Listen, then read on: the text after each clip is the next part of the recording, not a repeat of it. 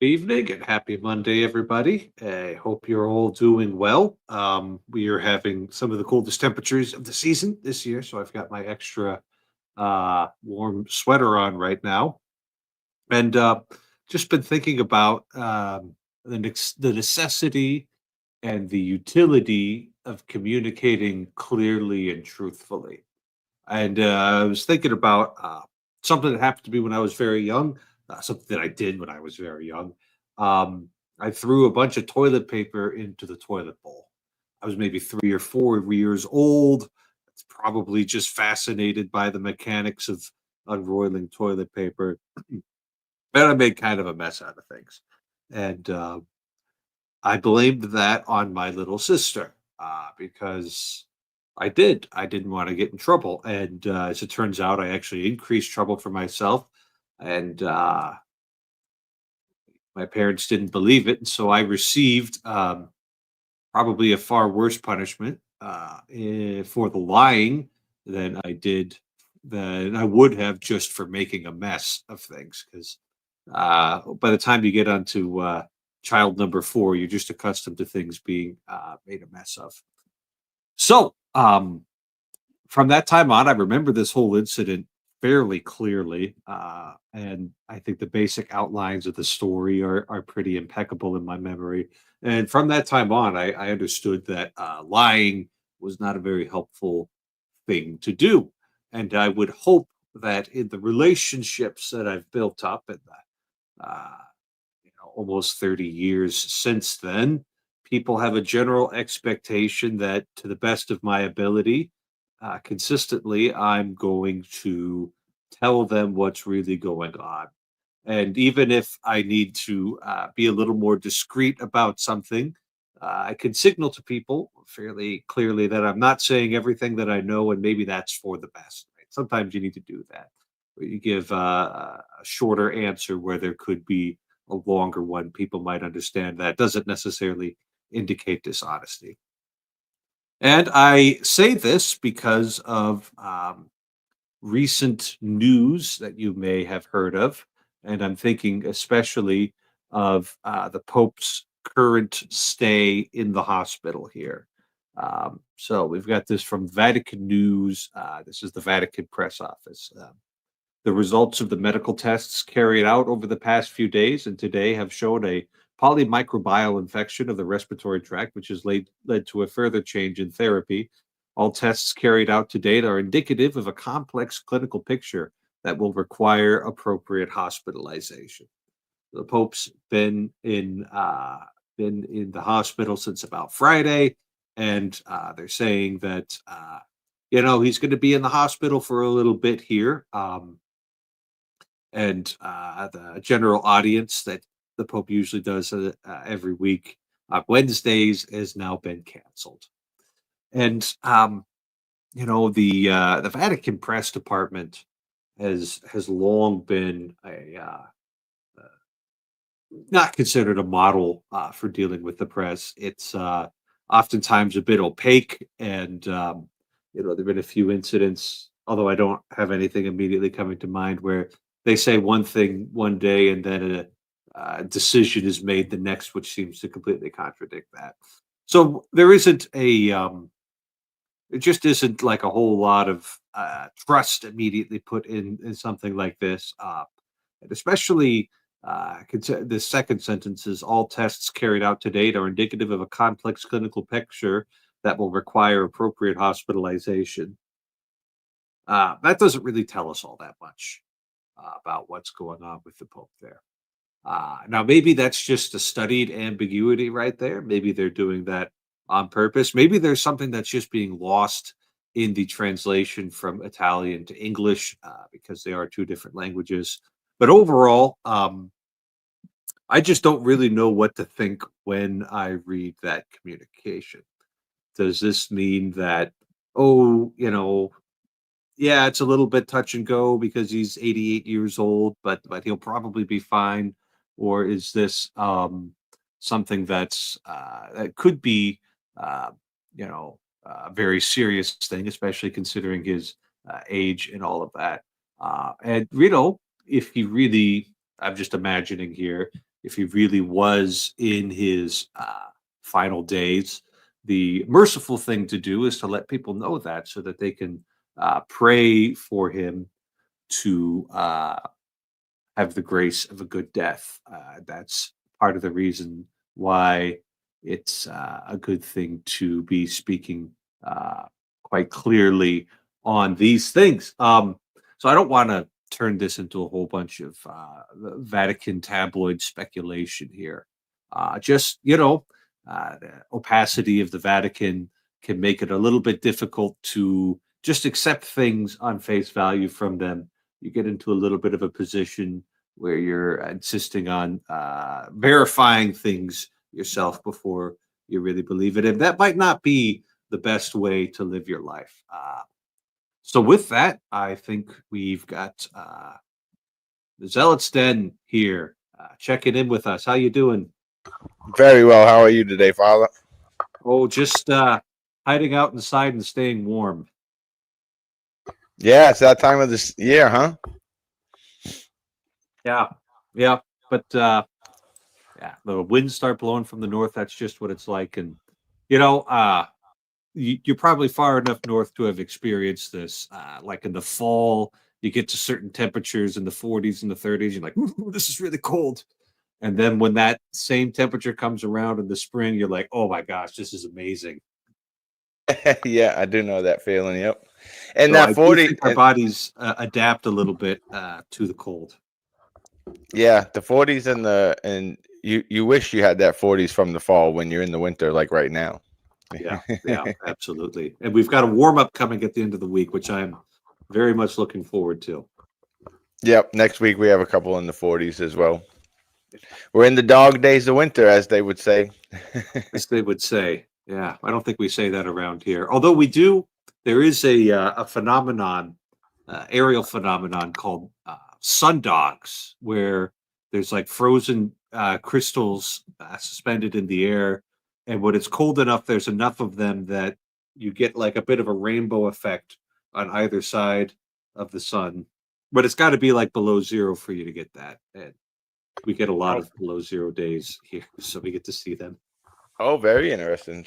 Some kind of like Northern Lights or Borealis kind It's of effect. no, it's always in the daytime, right? And it's it's like a very low intensity.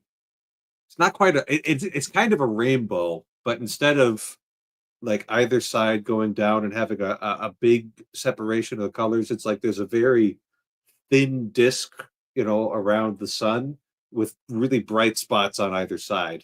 So somebody who understands optics could actually explain it much better than I can, but maybe I'll see if I can find a picture of them. But yeah, it's got to be pretty cold for you to actually see these. They're not. I don't know how often they would show up in other. Yeah, Yeah, here we super. go. We Here don't we go. we don't have those over here.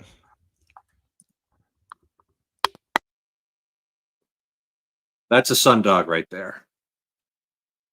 Why they're called sundogs, I don't know, but if it's cold enough, you get that disc right there. Oh wow. Yeah, because from my I don't know why, but it looks like it's the flatness of the ground that kind of causes it. But yeah, super cool. You see the whole circle there. When they're a little higher in the sky, you can see the whole circle too. So anyway, Arr, matey. No pirates pirate here, time. man. Just me. Yeah, I don't Just hire me. any privateers. We do everything above board here, It's not your according job to to the hire standards of privateers. international law. Yeah, you got to be all the way up the ladder to hire privateers, or at least authorize them. I like that. I like that. That theme that you started out with, Father, and then you started talking about some other place that I don't know anything about. But the first part was good. That guy with the funny hat. I don't know. Whatever.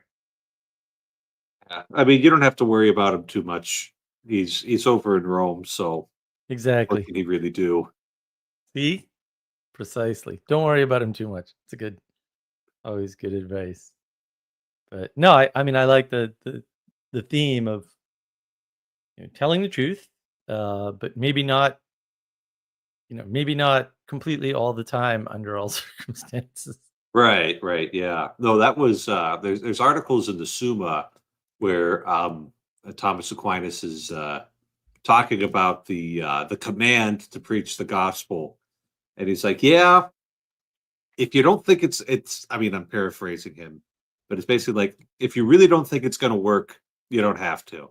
Like if it would just become a cause for derision and ridicule, or would draw further persecutions, there's a time for just being silent. Um, Although we ought not also use that as an excuse for cowardice, and discerning what's right can be a little bit difficult in such circumstances. Speaking of that, Father, is bearing false witness the same as lying, or is there slight differences? So I think so. Sometimes with the Ten Commandments, we've got like kind of the strict meaning of it, and then an expanded meaning of it, right? So I think bearing false witness would be like in a legal context that you would, say something that is not true about somebody in the context of some kind of a trial. And then we expand the concept to include all manner of dishonesty, unhelpful white lies or something like that. Just in the same way we do that with the prohibition of adultery, and we include a bunch of other, there's a concept in canon law, the sins against the sixth commandment, which is a polite circumlocution and also flexible enough to cover a large number of cases. Um, so yeah, it's one of those things where in context it's got like, and then you've also got the kind of the touching point in the books of Moses between what natural law and positive law. So natural law being the rational creature's participation in the eternal law, right? So how human beings participate in creation, and then positive law, which is just a lower authority governing a community with a particular decision right there. And throughout the entire, the law, right, the books of Moses, the natural law or moral law, you could call it that, is mixed up with positive laws, right? So, I'm a priest, but because I'm a priest in the line of Jesus Christ, rather than in the line of Aaron, I don't have to butcher animals as a part of my sacrifice. So those ceremonial laws are considered to be not binding to us. So hopefully that answers some of your question. Yeah, thank you for that.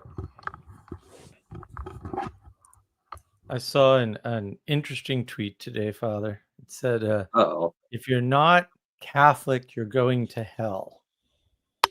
And of course, being on Twitter and being me, I said, that's anti-Catholic, FYI. Just FYI. Just no. About as Yeah. wrong as anything can be, but thanks for playing, I guess. Yeah. Do I know who this is, or is it just some rando? Because Twitter is definitely designed to get strangers arguing with each other. No, that's not fair. No, all the social media companies try to prevent this algorithmically. It's just that humans do that. It's a side effect of a number of human qualities. No one likes to hear that, but they all want the technology to sort of be magic and fix things. Yeah. But So it's not.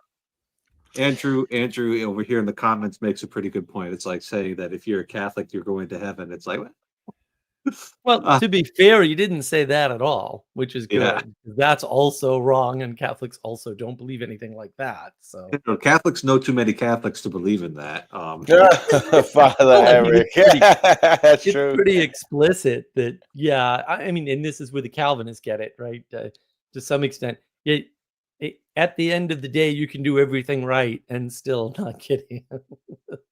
So there's It no like, depends on what you're including under the category of doing everything right. Now, to respond to your friend, your new friend on Twitter, not uh, anymore. yeah, I would say that the Catholic teaching is that everybody in heaven's a Catholic, regardless of how they lived on earth. That and People get tripped up on this because it is. I think it is dogmatically defined that there's no salvation outside of the church, but the church does hold up the possibility of somebody receiving the graces of the church invisibly. Right. Uh, Right. and we're not in any position to prevent the Holy Spirit from doing that. Um, Yeah, and that's the funny part is saying things like that is distinctly Protestant. Like, this is what Protestants believe explicitly, not yeah. I don't even think the orthos are that locked down on it. yeah, Yeah, I do find I get the concept Mark's talking about, the anti-Catholic. I've never actually heard of it. I say people have anti-Catholic views. Some people I come across, but I've never considered it as that such. But when you say it, it makes sense because yeah, there are people who, no matter how many times you correct them or tell them what we actually believe, they will say no. Catholics believe this, and it's like, well, yeah, because that's the anti-Catholic. That's interesting though, but. And they do love promoting the misapprehensions, which is actually what got me here on YouTube in the Zealots Den, because as I came back to my Catholic faith after being confirmed, and just the misapprehensions of what we believe from my siblings, from my parents, from like my friends, like people who are Catholic, people who know a lot of Catholics, and what they think we believe versus what we actually believe is. So that's why I was like, I have to let people know that like all of these small little things of just the misapprehensions of purgatory and workspace salvation, all the different. So yeah, I try to at least let it be known, as Mark said. It's like, no, well, we actually here's what we do believe. Yeah. But there's Yeah, some there's a people lot. who, no matter what you tell them, I've had people tell me that I don't know what Catholics believe, and maybe my church is, because they're like, no, because the Catholic Church believes this. So if you're saying that, then you just don't believe what the Catholics believe. Right, but that's all distinctly what I would call the age of gnosis stuff, where they're just preferring propositions and building their world off of propositions, which again is actually a very Protestant trait at the end of the day. Sola Scriptura is real.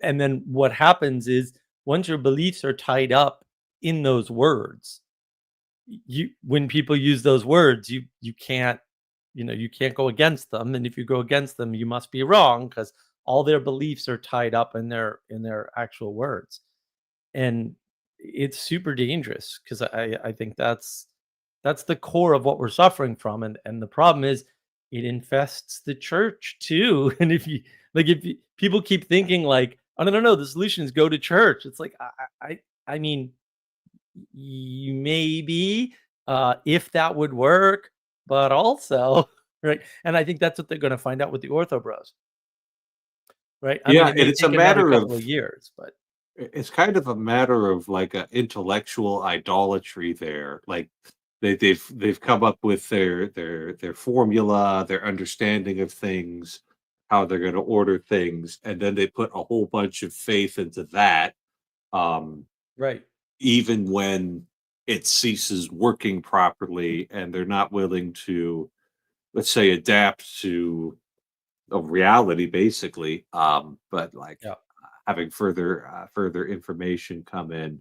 Um, yeah, it kind of leaves you brittle and like ready to break when you're yeah. whatever it is that you've built your life around is being attacked there. Yeah, well, it's the fundamentalism, and the fundamentalism is really an idolatry of words. Right, which is the same as the propositional tyranny, which is actually what I'm talking about when I say age of gnosis, although that connection's harder for people to make, but that's okay. I know why I'm doing what I'm doing. It seems to be working. So that's good. Yeah, let's address this. This looks interesting. Yeah. So, RJ, hello, good to see you. Insofar as I can see you via your text, could you elaborate on how priestly lineage works? And as far as I can tell, in the Old Testament, it was a hereditary thing. And I think that's pretty clear. You've got the various sons of Aaron and the various sons of Levi. They don't have their own ancestral lands. They receive their sustenance through their ministry at the temple. If you want to learn more, read the book of Leviticus and Deuteronomy. Um, and Jesus, at the Last Supper, he talks about how he's forming a new covenant in his own blood, and that a new covenant, a new law, is going to be coming with a new priesthood there, and so that begins being implemented in the apostolic age. It seems that by the end of the first century, it's pretty clearly established in basically all of the churches that there's the three grades of holy orders: the bishops, the priests, and the deacons. They all have their role and their place. It's kind of changed over time, but the priestly lineage in the Catholic system works by way of apostolic succession. So the apostles appointed successors after them, symbolically laid hands and prayed, invoking the Holy Spirit on them. And the successor to the College of the Apostles is a College of Bishops, with the successor of Peter as the head of that college. So that's how priestly lineage works. And it's also a great way that you can verify whether or not you're dealing with a Catholic priest. If you had questions about me, you could look into my claims, figure out that I claim that I'm a priest in the eastern half of North Dakota. You can talk to the bishop there, and he will claim me, I think. And then we can verify that this bishop is, in fact, in communion with Rome, and therefore, so we can get that priestly lineage across time, and we can also get that priestly lineage upwards in the same instant there, because I received ordination from Bishop Fulton's hands. So, Not Fulton Sheen. no, Fulda. Oh, okay. Sorry. I'm not quite old enough. Yeah, to be ordained by Bishop Sheen. So that's super Bishop fascinating. Fulda's ordination is just as good. So every priest is affirmed by the Pope. Every Catholic priest their communion with a bishop or another superior in union with the Pope. Yeah. Beautiful. Yeah, that's beautiful. So you should be able to. You'll see this in parishes, right? They'll have a picture of the pastor, they'll have a picture of the bishop, and they'll have a picture of the Pope. But it's like there's a chain of command right there. Amen. Amen. It's a beautiful There's thing, isn't it? Layers, but like nobody needs a picture of the nuncio. That's really. And then may I ask about the deacons? Does every parish have a deacon, or because I've heard there's two types of deacons? There's like permanent deacons, and then another form. Yeah. So there's transitional deacons. So the degrees of holy orders have always come in grades, and it's always been the case that you progress through the lower grades into the higher grades. Even if, like St. Ambrose, you get them all in a week, because he was just that good, apparently. And so, the deacons are part of the clergy. And I was a deacon for actually a year and a half, which is a little unusually long. But I had extra time between seminary and priestly ordination, and so I was. Some people would remember when I was patrolling around on Discord as Deacon Eric. You can still find a few videos of me as Deacon Eric from back in the day. And anyway, deacons are part of the hierarchical authority of the church, and they're ordained for service to the bishop. And that's taken many different forms over the centuries, including the permanent diaconate mostly disappearing in the West until we just brought it back in the 1970s, and we've been trying to figure out what to do with them ever since. So, yeah. Alrighty. We've got a follow-up question. Is priestly lineage affected by church schism? So, we've got kind of two different questions I think we need to evaluate here. One of them is a bit more of a canonical question. That's on the validity of a sacrament. Validity is a canonical category there. Did something happen or not happen? And communion with the Roman Church there, and we would affirm for I think all of the Orthodox churches, including the Oriental Orthodox churches like the Ethiopians and the Coptics and the Assyrian Church of the East, that they have valid holy orders. So the bishops that they've been doing this whole time, if they decided to become Catholic, we wouldn't require them to become ordained again, which is not the case with the Anglicans. Any Anglican priest who becomes a Catholic, if they wanted to continue their priestly service, they would have to be ordained again because we don't recognize Anglican holy orders there. So what this comes out to is that the certain sacramental powers are still present in the Orthodox Church, and we'll even cede certain powers of governance there. Like if the bishops made some kind of decision within their purview and it wasn't against it, I think the Catholic Church would end up recognizing that if somehow we ever had any interaction with it. But there would be a loss of communion by schisming, and that's it's not a good thing. So that's I don't know if that answers your question, but that's the best answer I was able to come up with. Cardinals. So when we get to the question of cardinals, that's a human tradition. The College of Cardinals is a human invention and a human tradition. There comes from the various clergy of the Diocese of Rome, who had the right to elect the next Bishop of Rome. And so they're not directly in the chain of command because very often, like a cardinal is also an archbishop of a major city or the head of a Roman dicastery. And that's kind of their function. And they're also, the vast majority of them are bishops. It is possible to have priests be cardinals, but that's a little bit unusual there, although the Pope is certainly free to dispense himself and appoint who he wants to the chain of command. So they're not directly in the chain of command, but sometimes they are indirectly. Like if I needed something from the dicastery for the divine worship and the discipline of the sacraments, I wouldn't be talking to the Pope directly. I'd be talking to Cardinal Rocher, who has the Pope's authority. So that's how that works. I hope that answers your question, Ixnad. That's a good way to integrate, and make sure the hierarchy doesn't become too stiff.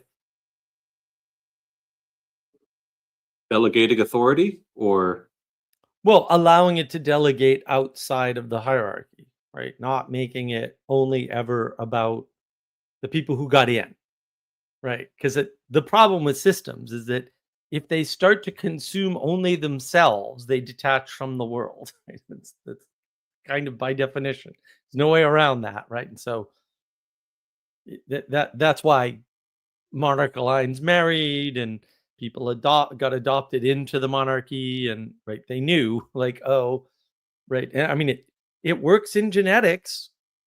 A little weird, like it's kind of strange. The pattern shows up absolutely everywhere. Might be part of reality or something. Crazy talk. and that's one of the benefits of like clerical celibacy is it requires us to not just have everything in the family, Right. because That's if right. everybody's behaving properly, it's impossible to do that. Although if you go to medieval Europe, you'll always hear about, the Pope favoring his nephews Yep. over all others. So, it's not bulletproof, but it's still in canon law that a bishop can't have as his vicar general anybody within the sixth degree of the collateral line of consanguinity. So you couldn't have your cousin be your vicar general if you're a bishop. So What is RJ getting at now? I don't. You can't hear a funny story about Mary priests in the marriage vocation. sure. I was interacting with a couple of Orthodox gentlemen, and they were saying how they prefer the Orthodox method of their priests marrying, having a wife, and I was saying how I thought that how we do it in the Roman rite is quite effective in the reasoning for it, because they marry the church and they can devote all their time to God and their flock, and they were putting a little pushback, and they said, and they were giving their examples, but a little later, as we're talking, like an hour later, one of the gentlemen had to leave. He goes to Vespers, and the other gentleman said, "Oh, well, I wish I could go to Vespers, but I have my wife and kids, so we have to." So I had to make the joke. I said, it's almost like the man who doesn't have the wife can have all his time for the church, and they they couldn't help but see what I was doing there. Yeah, I mean the Orthodox at least have traditions of celibacy in the monasteries, so they don't look at it suspiciously like certain Protestant groups do, as which it's kind of funny because it's an eminently biblical doctrine. Uh, yeah. What's Yeah, RJ getting at here? the ones who are very against it, they get asked about St. Paul. He's like, well, St. Paul was an apostle and he was not married and actually was very against it. So so that's to your point, Father. Yeah. Does priestly lineage factor into reconciliation of churches and other Abrahamic groups? As far as we're concerned, not. You might need to. I've given you the example. We wouldn't reordain a Orthodox bishop who wanted to become Catholic, but we would reordain an Anglican bishop, assuming that Anglican bishop is a man, because you need to be a man to receive holy orders. So that's how we do our priestly lineage, is by the laying on of hands and the invocation of the Holy Spirit. That's how it works with us. Yeah, it's weird. Everyone's like, "Oh, the Catholics, they're so like domineering and meanie pants and tyrannical," and I'm like, "Are you guys okay out there? Because you're not okay. You're definitely not. It's like that's not. It's very democratic, actually." Well, and the beautiful thing is when you understand the faith, it's not what people say. Like they seem like it's a male, and the women are a little submissive in that. But once you understand it as a true just man, your role, it's not a domineering role. And as a woman, while you're submissive to your husband and you're more quiet in church and you can't be bishops, the role of the woman in the church is just magnificent. Like look at the Blessed Mother. So once you come to understand that how the men and women are different, but both part of the body of Christ, it's beautiful. It's not. It's more beautiful the more you understand it, I find, as opposed to like, oh, this isn't this, from my understanding. Yeah, the flat world, the equality doctrine really destroys things, right? Because they're really trying to squish down hierarchy, and they end up destroying sequence, and then people don't know it matters what came first. And think about that. If it doesn't matter what came first, like at all, anywhere, ever, because that's what happens to people. And then they do what I call creation denial. And yeah, it's bad. It gets really bad. People get really stuck on this Wheel of Time thing. And I just rewatched the episode 1 of the Wheel of Time. Oh, what a horrible show. It's pretty. Well, praise Yeah, God for and the Catholic Church, because when I came back, it's they keep the lights on, and someone's always there, like maintaining the faith and the light of the truth. So, like when I was gone for 15 years, I came back, and I thought the culture had changes because I went out into the world. The Catholic Church it's same as my childhood in a beautiful way. So yeah, so praise God for him and his church. yeah, I think when you're on the outside, right, you look at things like canon law and papal infallibility and all of this authority that the church has on paper, and you think it's got to be like this, absolute machine that's just crunching things up and Yeah. moving, and perhaps in a few times and places it's actually been able to manage something like that, but yeah, you get on the inside of it, right? And it's like this whole thing is held together by duct tape and prayers. Yeah. It kind of works, and eventually we get to where we're supposed to be, but it really is not uh, uh, really not that big a deal. Well, another thing that really gets to people outside the church, I've been asked a couple times about it, and now it's actually made it into like the government. People who aren't in the Catholic Church, it really grinds their gears that Catholic priests have the seal of confession. And now I just heard there's lawmakers trying to revoke that in some.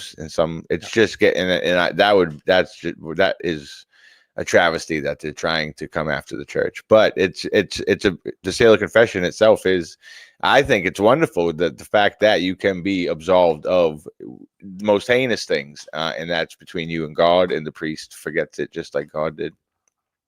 Yeah, it's also amazing to see the Catholic immune system respond to these things. Yeah, So that's an old one. um, People trying to get rid yeah, of that. Yeah, that's really yeah. old. Happens all In the my time. first That's year, encouraging to hear. when I was in Wapaton, there was a lawmaker from Grand Forks. We were having our biannual legislative session, and they had just kind of publicly floated the idea of getting rid of the ministerial exception uh, for mandatory reporting, um, which is written broadly enough where it includes other kinds of ministers, although it's mostly written because the Catholics would not uh, tolerate that, and that's exactly what happened. The bishops and the North Dakota Catholic Conference were like that on that. They were putting out statements immediately. They had us read a letter from the pulpit uh, uh, near the end of mass, and like people were like mad as hornets about that, and I'm sure every legislator was just getting pummeled with messages from Catholics saying, "Don't do that." And before it even got drafted into a bill, the idea was revoked there. Um, so yeah, basically, uh, in a democratic process, as long as there's enough Catholics around, they can make enough noise on this where it usually doesn't become a problem. Um, Yeah, that it'd historically, it's be held up well. Yeah. Yeah, So, I and mean, that's the last bastion that secularism hasn't been able to get rid of.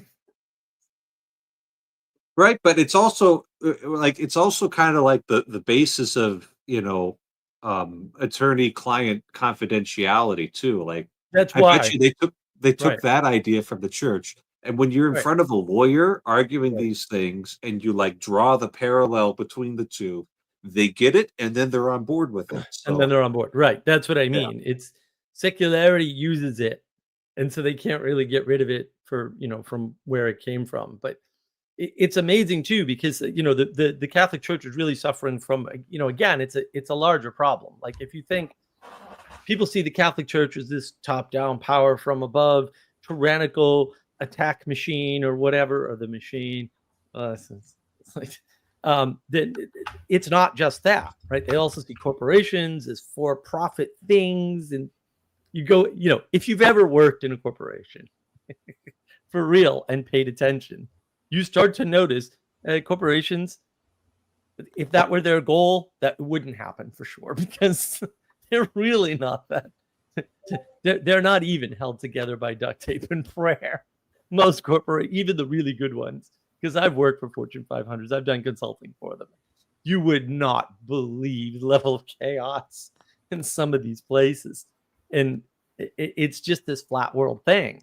And if we shrink it down to, oh, it's just against the Catholics, it's like no, you don't understand. They're seeing every complex thing in the world that way, right? Which is, I don't know, I think I'll call it Paul Kingsnorth disease or something. He's certainly guilty of it.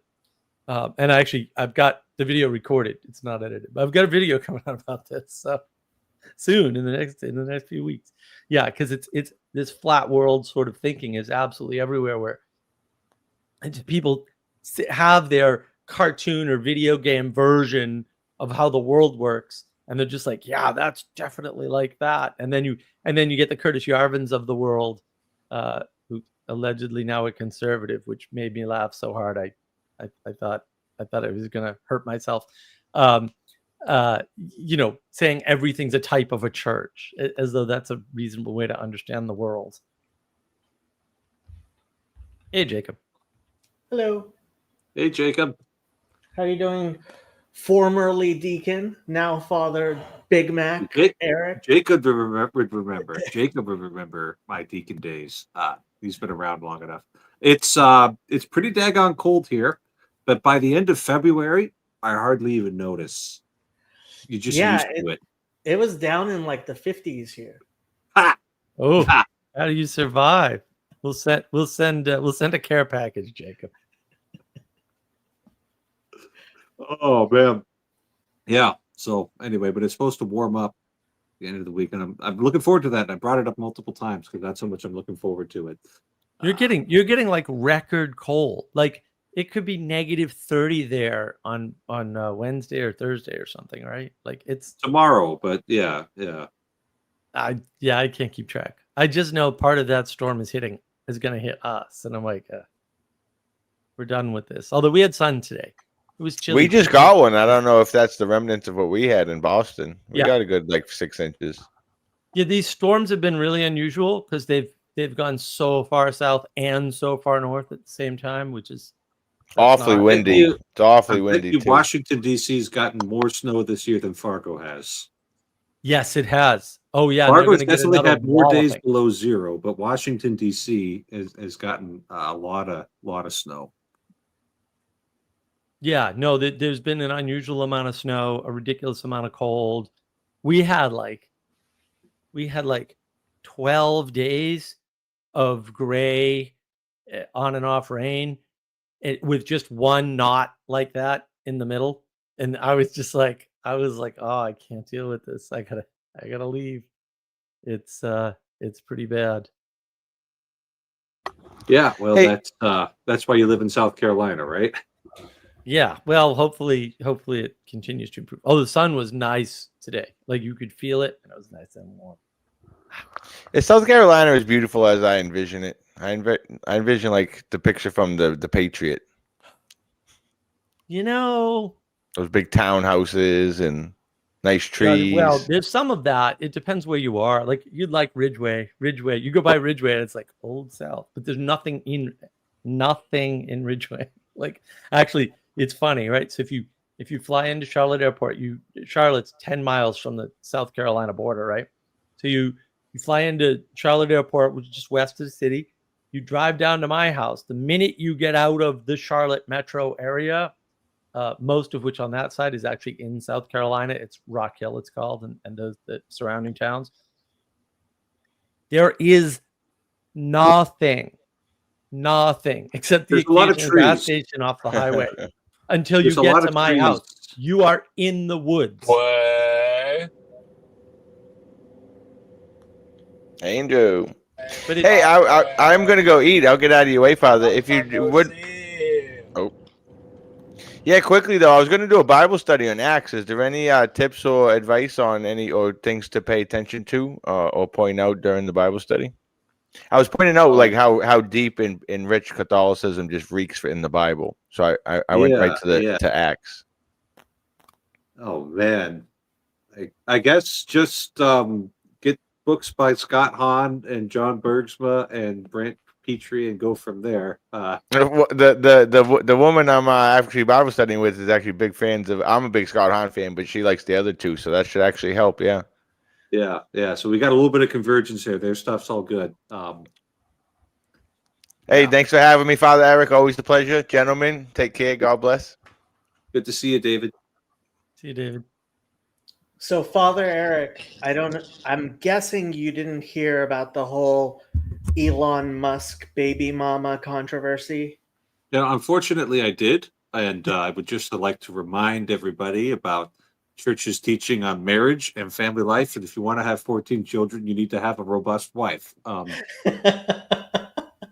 Only one, a single robust wife. Apparently, all of his children are IVF. Really? Yep. That's all not a of good them, sign. as far as we know. How I don't understand how that works, right? Because she was saying like, oh, he he's very gentlemanly and all this, and I'm like, then why the IVF, bro? Like, what's going on? Like, why romance them if like I don't? If you're already disconnecting it's the way everything. of the future, Mark. I'm driving, man. I'm driving. I know at least the one woman he's had most of his kids with is very into transhumanism and selecting your children from embryos. Yeah.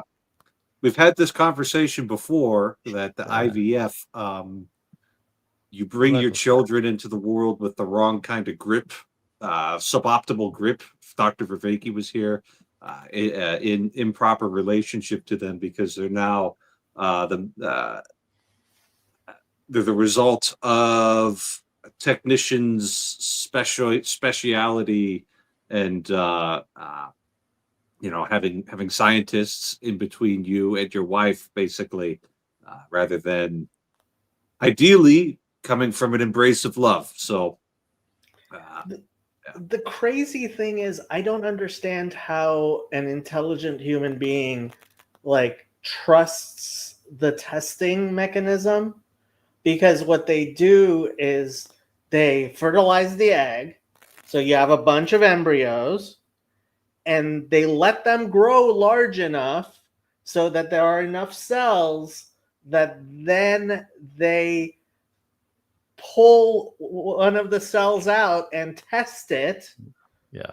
And then they decide. And it's like, well, you interrupted the growing process of those cells by taking one cell to at a pretty early stage. Like, yeah. No, you have to weaken it to test it. That's everywhere in science, across all the sciences. And I think part of the plus you have a sampling problem, you have an signal attenuation problem. Like, you have all the classic problems of science multiplied because you're doing all of them at once, which means it's an exponential effect. And I think the problem is, like Nassim Taleb says, read all his books, these people are bad at statistics, or they'd figure it out real quick. Oh, this isn't working. No, statistically, it's not working. Like, they've just told you the statistics work differently from how statistics actually work. And and there's all kinds of other problems, but even the math is wrong. So I don't, people fall for bad statistics easily.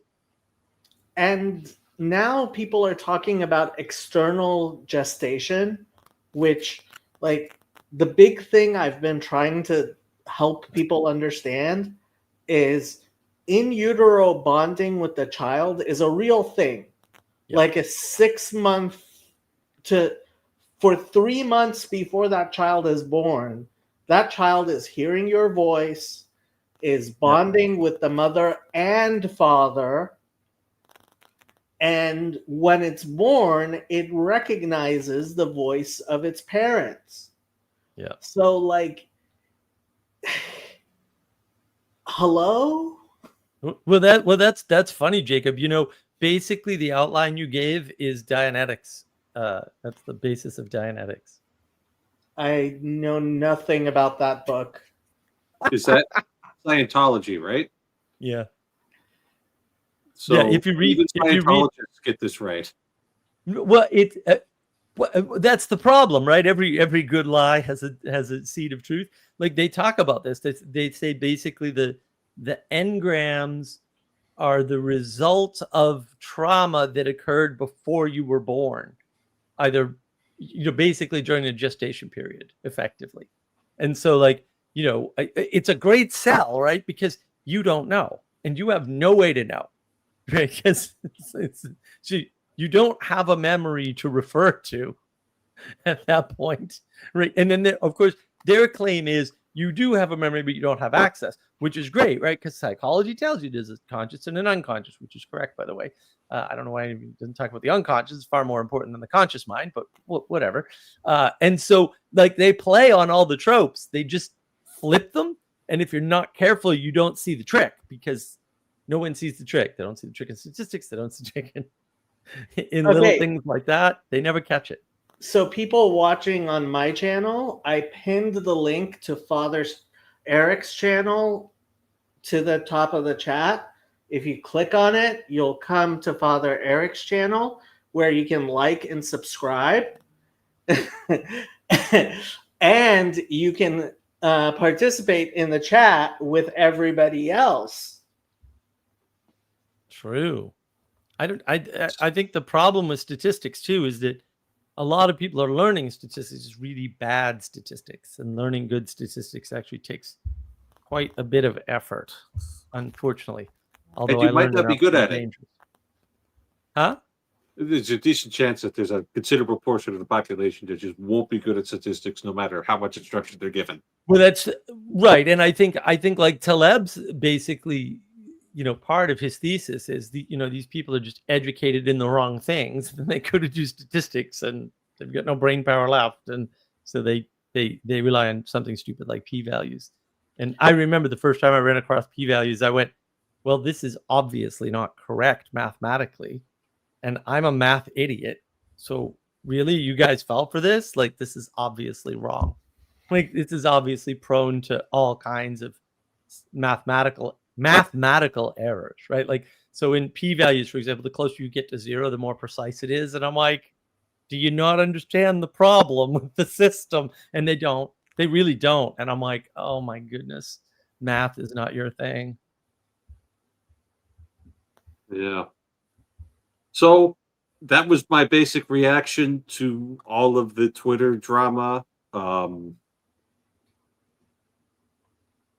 I don't know if you were expecting anything more than that, other than just shaking my head and saying that's not the right way to do this. To be honest, I was kind of setting up the volleyball for you to spike it.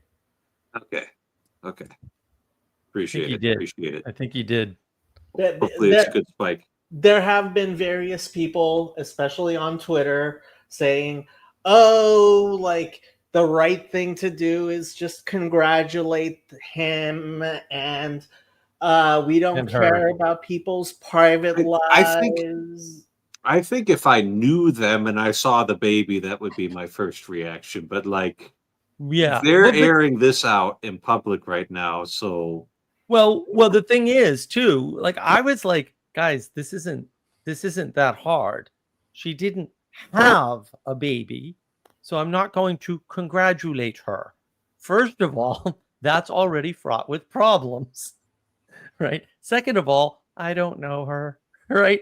And third of all, she railed against single motherhood and enabling it and all that stuff. Yeah, that's another thing. Apparently, she was one of these conservative influencer women.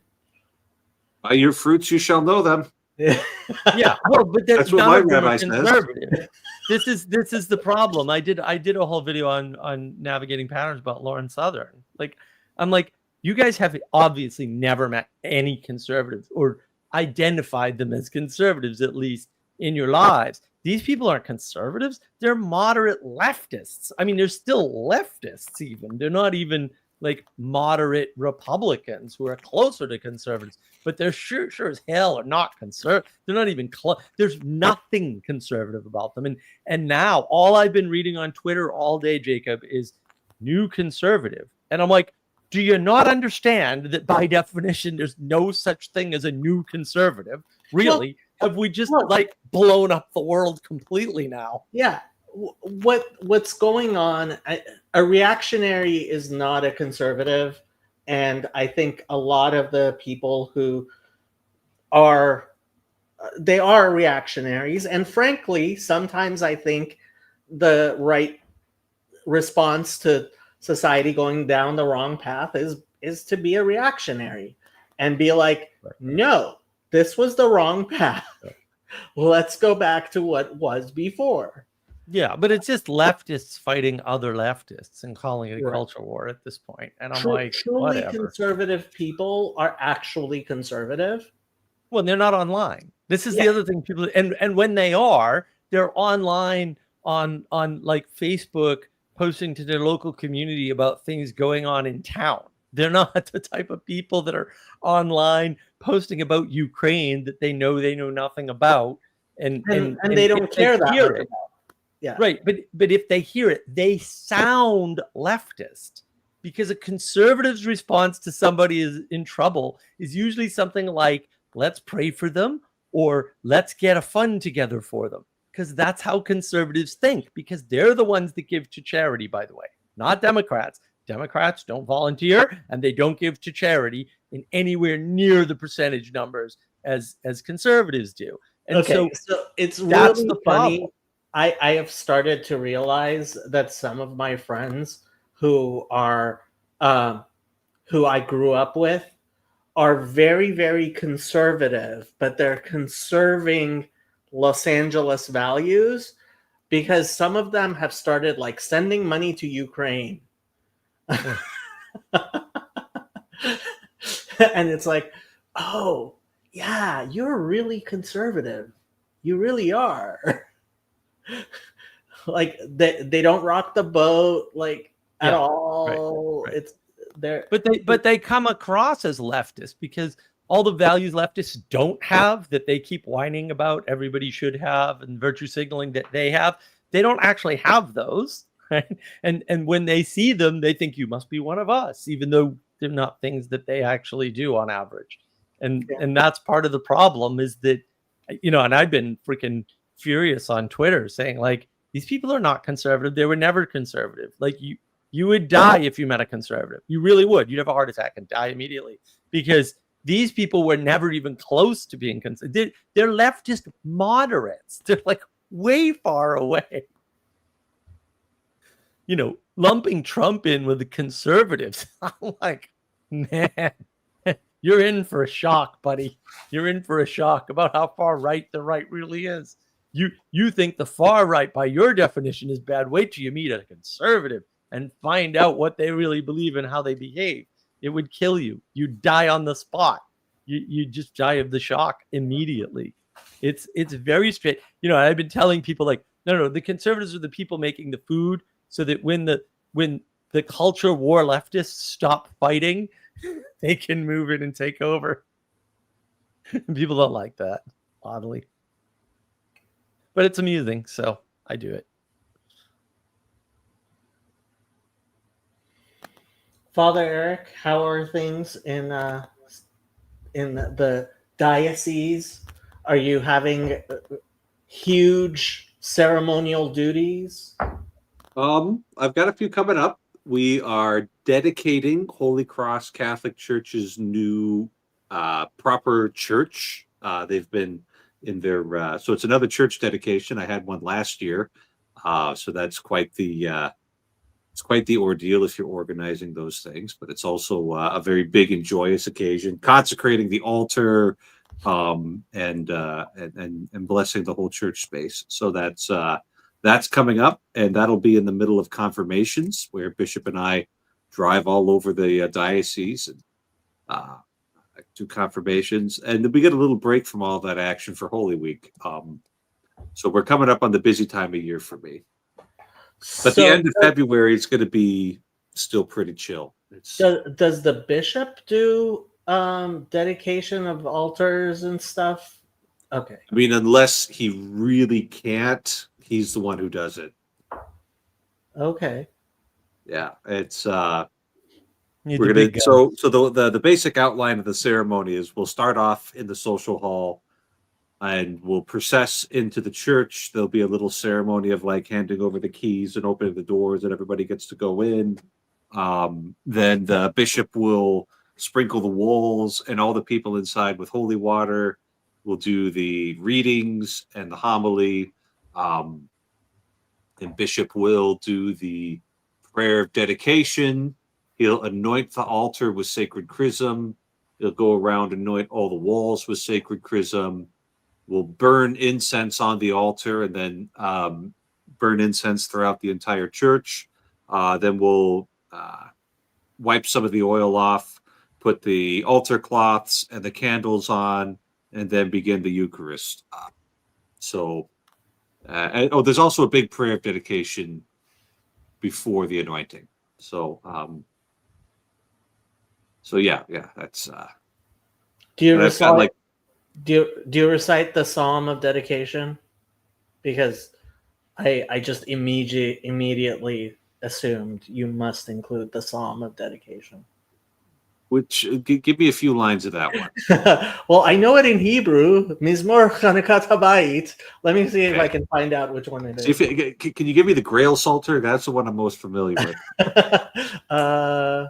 Psalm of Dedication. Let me see which number it is. Psalm 30. Okay. I don't have that one on the tip of my tongue. Bible Gateway.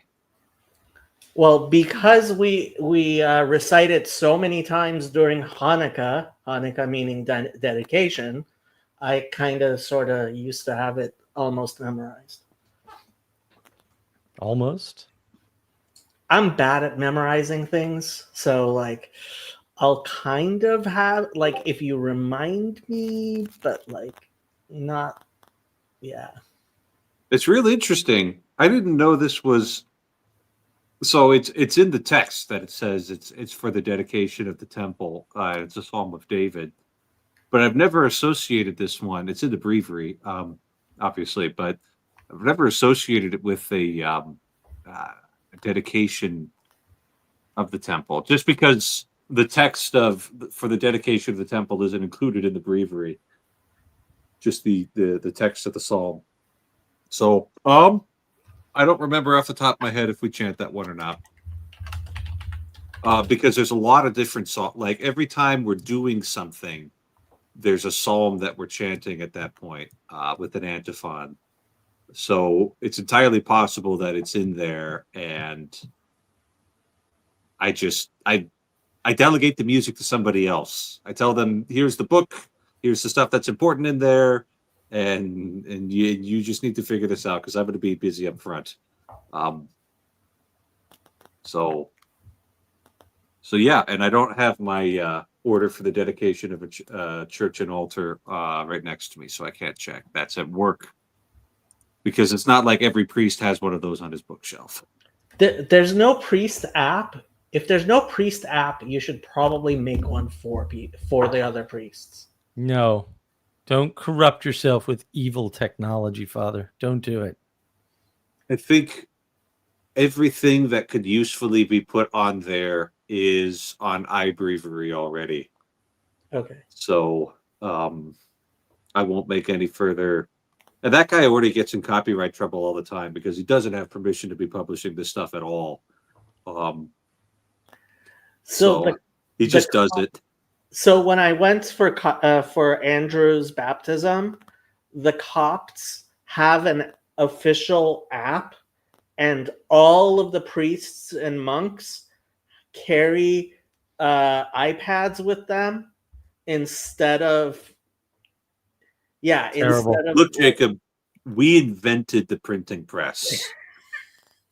Yeah. And we have nicely bound books.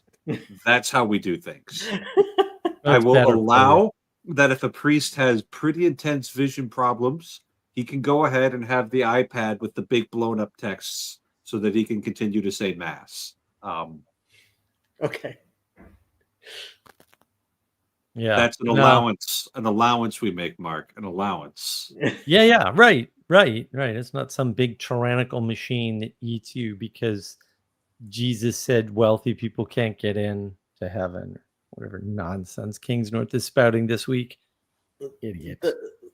I just found it really funny that the Copts and like I was looking like because they had screens all over the place, which were following, and so it's Coptic, Greek, and English, right? Or was it no? It was Coptic, Arabic, and English, right? So it's like 3 different languages, and all the priests are walking around with their iPads. It was just Oh, but that makes it too easy. Like this is the problem with technology, right? The next thing you know, you get a bunch of people using it who really shouldn't be, right? Because it kind of equalizes the world, to be fair to technology. It kind of does. But equalization means flattening, and flattening means flood. And that's not better, but it sure is worse. So there's always that. I mean, I'm not a fan. And It's yeah, just a matter of, like, to be fair, Father, yeah, okay. So sure, the Catholics invented the printing press, but yeah, the Jews had tablets. So I mean, that's a fair comment. It's a I silly just one. think that, like, if something's going to be used in worship, it should be as beautiful as we can manage. And rare and handmade. Yes, exactly. so. Like our books, our liturgical books aren't quite handmade, but they're like very well bound. They've got good art in them, high quality paper and ribbons, leather binding, all of that, and yeah. So Did I ever tell you about Daniel Bomberg? Do you know about Daniel Bomberg, Father Eric? I do not. So Daniel Bomberg was a Catholic printer early when the printing press just came out.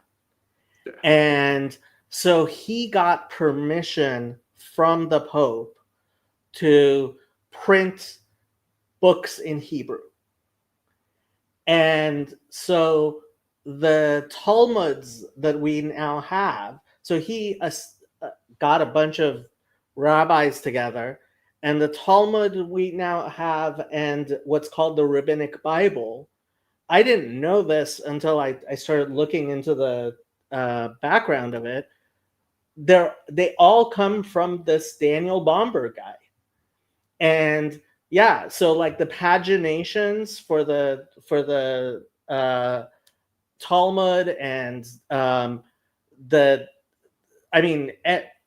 pretty much every Orthodox Jewish home has a Mikraot Gedolot rabbinic Bible. They all it was all because of this Catholic guy who apparently also made a fortune. I mean, it was not also nice, but yeah. So that's Daniel. Yeah, I mean, there was a hunger at that time for getting back to the Bible in its original languages and not going through the Vulgate for everything. And it took a while for the Vatican to, because the Vatican's conservative, right? It's like, look, the Vulgate's been serving us fine for 1,000 years now. Like, why do we need to go and mess this up? That's conservatism right there, in case you've been looking for it.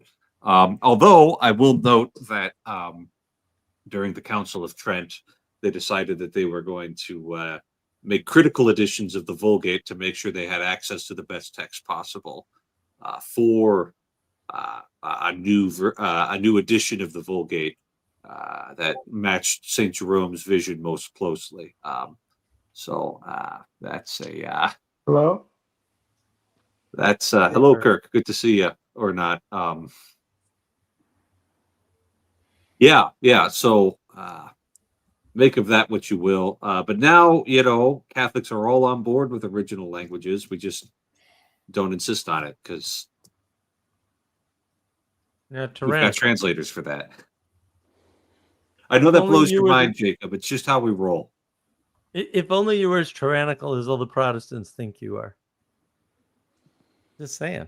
Lay down the Wait. law, Father Eric. Lay A down wasted the law. opportunity. Well, yeah, the Catholics definitely have to buckle things down a bit.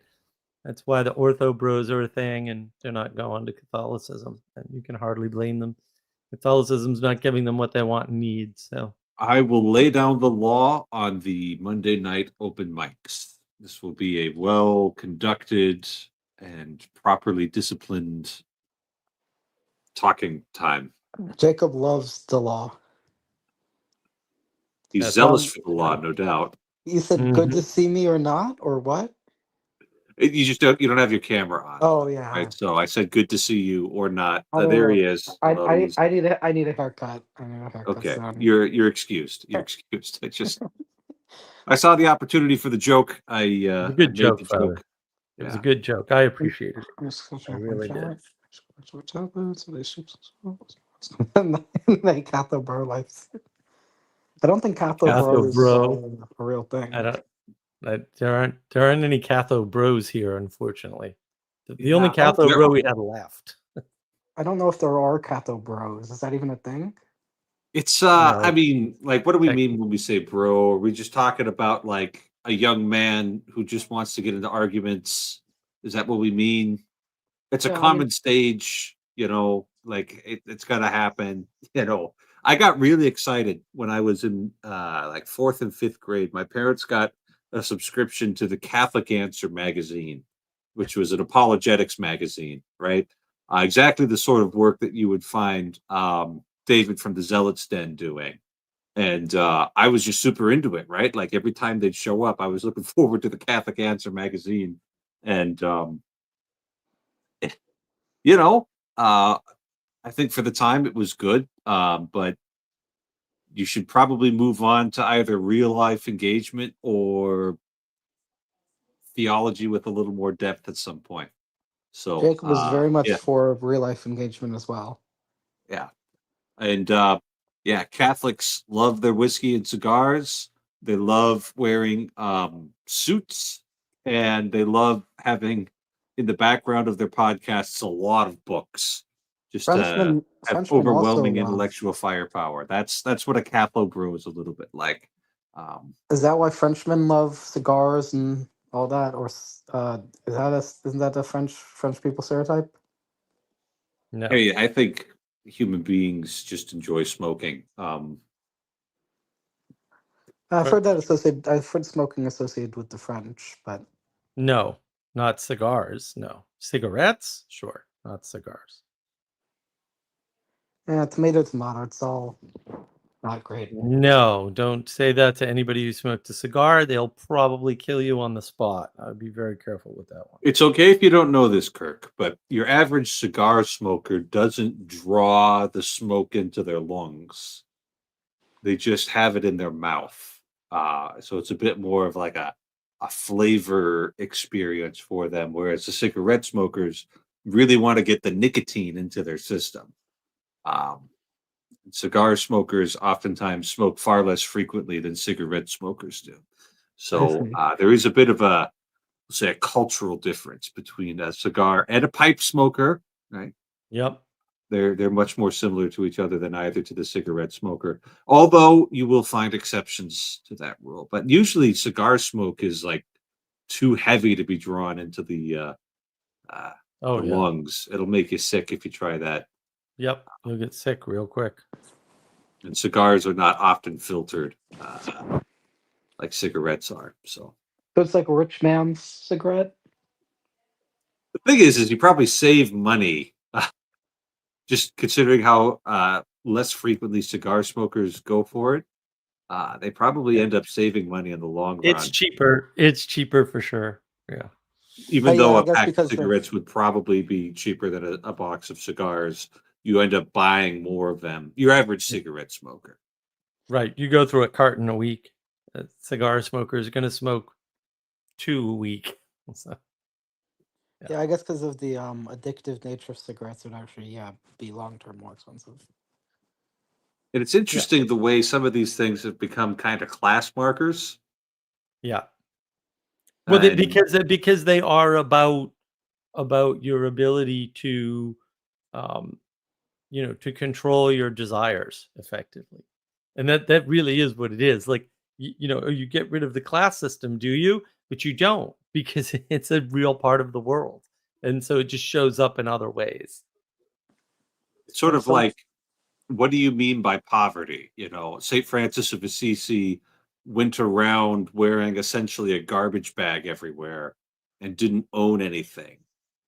Is that the same sort of poverty as somebody who spends all their money on lottery tickets, alcohol, and cigarettes, and the clothing they can't afford? It's like they're not the same. They're not the same sort of poverty right there. Well, one is spiritual poverty and one is material poverty. Yeah, something like that. Something like that. Anyway, RJ is coming in with some good advice. Just don't pick up smoking, Kirk. I plan not to, unless Yeah. it's maybe a cigar, maybe $1 per cigar. A cigar every once in a while. You won't probably get addicted to it. I won't say that you absolutely won't, because you can get addicted to almost anything. But yeah, Catho Bros are the rad treads. That's where Is all that Michael energy Knowles? usually ends up. You think Michael Knowles is a Cato bro? He's a little more articulate, I guess, than But he is. Yeah. I mean, effective. That's his pandering audience. I think he should be excommunicated tomorrow, but it's not up to Or me. what? I'd kick him out. Does he have a canonical crime that we're aware of?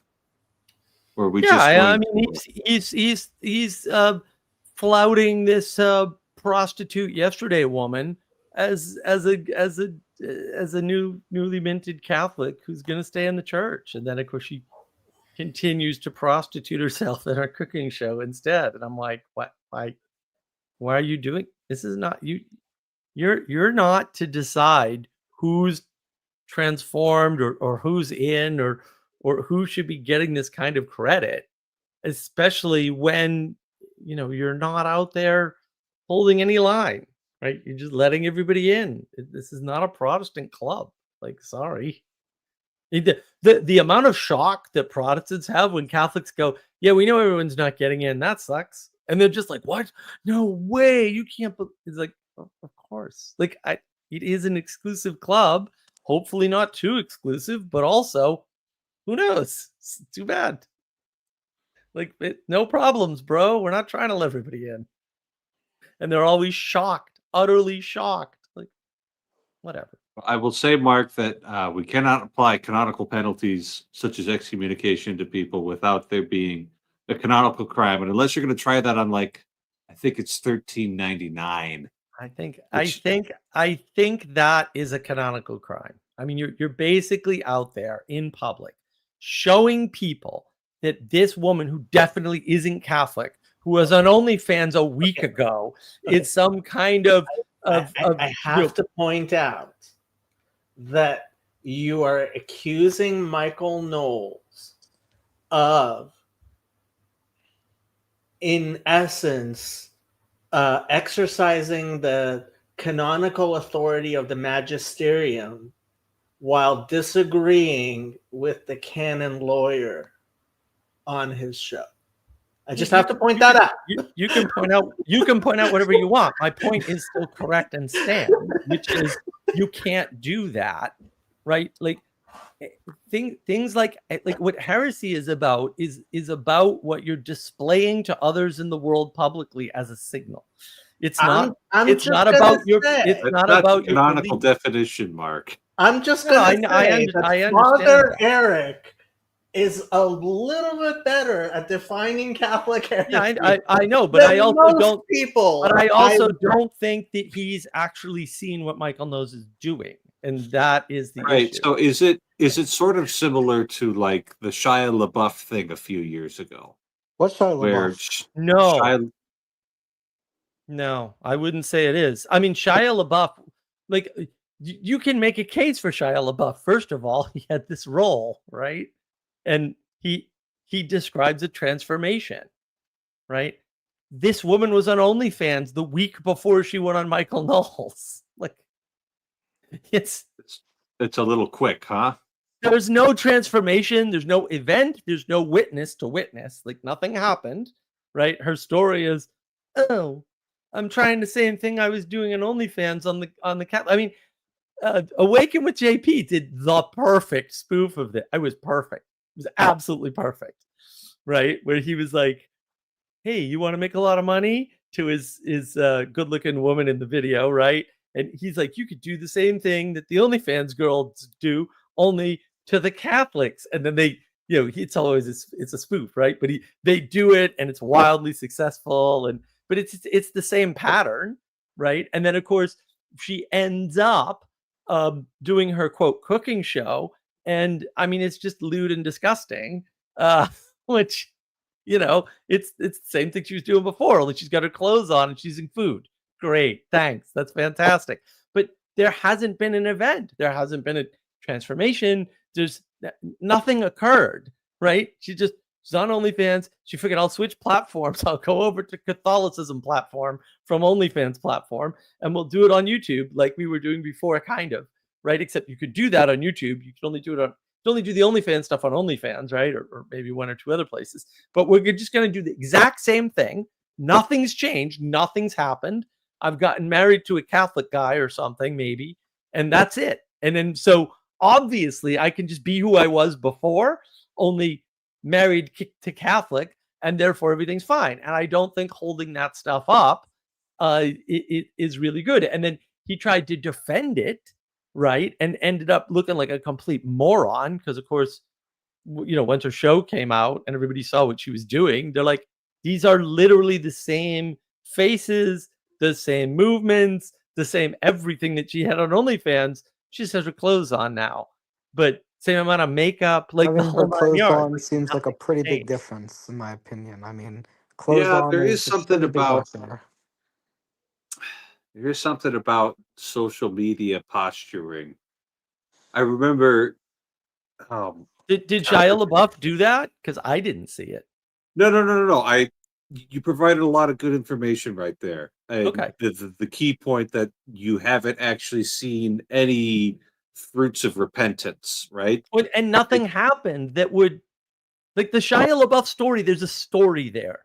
Like Right. something happened that he witnessed, right? Or was, showed to everybody, right?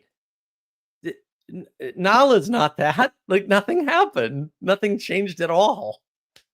Yeah. Or So nothing. this isn't the matter of like, I was in this bad lifestyle, my life was falling apart, then I found Jesus and I decided to give that all up. There wasn't even any of that, or was it unconvincing in the way that it was portrayed? Both. I mean, it was clear that nothing had changed, and she didn't have a story of change. She just said, like, it was basically an announcement that she's moving platforms. Is basically what the interview was. So that should have been a tip off right there. And then look, this isn't just me. A bunch of people noticed and went after Knowles immediately. The first time he, simped, for they kept calling him a simp, which I think is actually correct in this case, right? And now the internet's on fire with simping conservatives, and I'm like, well, listen.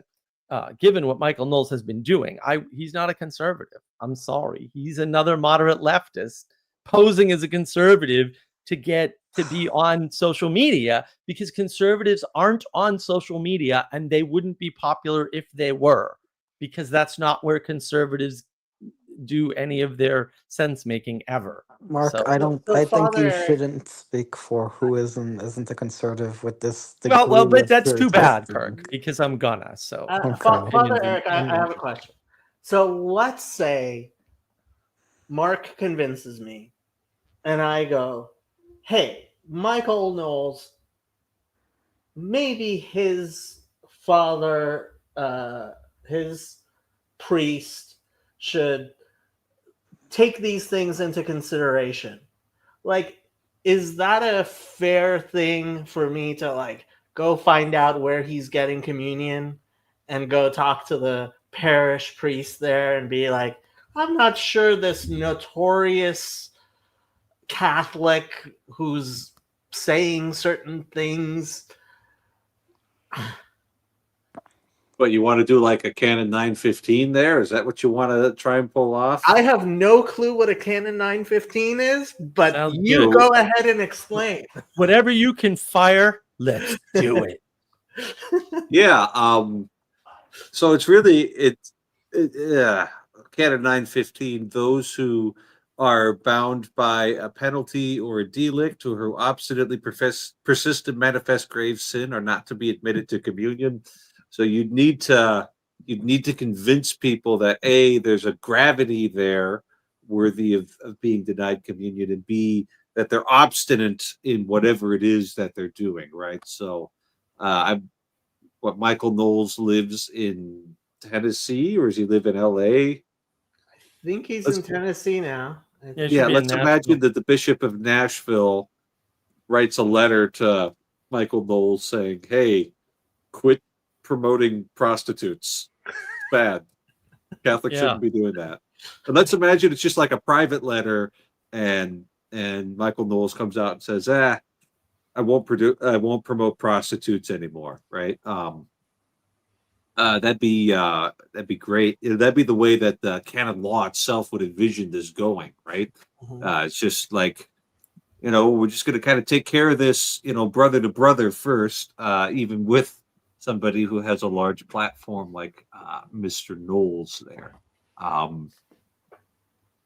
But considering the current state of discipline in the church, I'm not anticipating anything like this happening. Hopefully, Mr. Knowles has some smart Catholic friends who can talk some sense into him, and that's maybe our best bet right now. Yeah. As far as canonical penalties, maybe people who say that they think it's great that they're Catholic and they talk about how Catholic they are and they publicly promote unlimited abortion should be our first targets rather than foolish podcasters. Hey, Do them I all at was once. I was How many very cannons do we have? proud. I was very proud of the Bishop of San Francisco for publicly excommunicating Nancy Pelosi, and I was very, very outraged on behalf of my Catholic brother and sisters when she flew to Rome to get communion that week. Yeah. But she's also got an appeal to the Roman Pontiff on this case, which, while it's an appeal, the lower, basically you get a stay on that order. Yeah. Yeah. Oh. So, That's too bad. They should be able Hold to on, burn she her at gets the a stake in the stay? meantime. Why isn't the presumption that the bishop is right? because the matter's being so in anything that establishes a penalty or restricts the free exercise of rights or creates an exception, you have to interpret them strictly. And I'm sure there's something in procedures about that, but it's just the way it works. Is if the matter's before the Roman Pontiff, you get the more beneficent option. So We're very anti-Pelosi. I understand that there are people who are extremely pro-abortion in the world, and I understand that there are bad Catholics out there. But I think when you specifically say I'm a Catholic, and yet I believe in this because of my Catholic values, that's just really not good. Oh my! I'm sure Jacob feels the same about people speaking in the name of Judaism who do all sorts of nonsense. Let's all offer up a little prayer for Chad, who's about to meet his daughter here. And I will say, in this case, congratulations, Chad. And I really pray and hope that you'll be a good dad. Yeah, good news. Things are going in the right order there. We got that question up there, Father. That Which one? Which one? From Saint Croissant. I believe he means. Yeah. This one right here? Yep. Yes. Yeah. So, Eastern Orthodox Christians here. So heresy is designed as the obstinate refusal to accept the Catholic faith and publicly saying things contrary to it. So it's hard to call somebody who's not in communion with the church a heretic, because it's like they're not expected to keep our rules. We would say that they're in schism right there, but there's been an effort, certainly since the Second Vatican Council, to not assign the sins of the fathers to the children, which is, I believe, a very biblical theme there, and to not just categorically say they're all schismatics and heretics, even if those words um, could technically be used in their proper sense of something. It's like, well, we're not going to emphasize the schismatic that, right? But we would say that they are in error about the authority of the Roman Pontiff. So, yeah. Yeah, I don't think they teach like don't listen to him or anything. So Yeah, well, I mean, the Orthodox do still say that he's the Bishop of Rome. So that's a really interesting point right there. But they would so do be, you. yeah, right. So but they would be in error regarding his immediate, ordinary, supreme, and universal jurisdiction. So, Right. what about somebody who is baptized a Catholic but confirmed an Orthodox? They might be assigned the canonical penalty of schism, but if they're really convinced of the truth of the Orthodox faith, they won't care. Yeah, exactly. So, like, it really shouldn't be that big of an issue, because they've decided they don't want to be a part of the club, and they can. Yeah, certainly.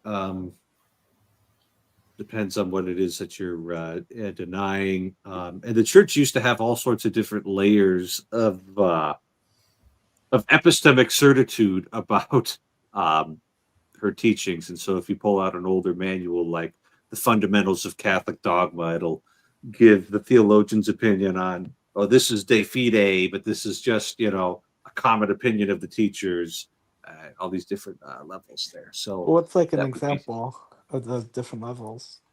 sure. So de fide would be something like Christ is fully God and fully man. It joins together perfectly his human and divine, and they would pull together scriptural and creedal information to say that is revealed by God to be true and defined by the church as such.